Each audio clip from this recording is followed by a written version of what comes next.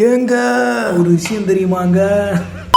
விஷயம் என்னன்னா, சாவி ஹெர்னாண்டஸ் இந்தியன் டீமை கோச் பண்றதுக்காக அப்ளிகேஷன் போட்டிருக்காரு. இந்தியன் டீம் ரிஜெக்ட் பண்ணியிருக்காங்க அப்படின்ற நியூஸை நீங்க நிறைய இடத்துல பரவலா பார்த்துருக்கலாம். ஆனா அது உண்மை இல்ல, அது ஃபேக். ஒரு ஃபேக் மெயில் ஐடியில இருந்து சாவி ஹெர்னாண்டஸே அப்ளை பண்ணியிருக்காங்க. அதையும் நம்ம ஏஎஃப்எஃப் ரிஜெக்ட் பண்ணியிருக்காங்க.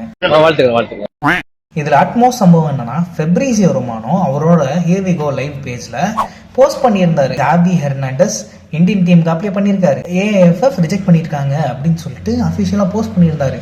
அந்த ஆள் போஸ்ட் பண்ணதுக்கு அப்புறம் தான் நானே நம்பினேன், சரி ஓகே அப்படின்னு சொல்லிட்டு. இன்னைக்கு போய் அந்த போஸ்ட்டை பார்த்தா அந்த போஸ்ட்டை காணோம். நடக்கக்கூடாதது நடந்துருச்சுமா, சாரிமா. சாவி ஹெர்னாண்டஸ் இந்த ஜாபுக்கு அப்ளை பண்ணல, அதான் உண்மை.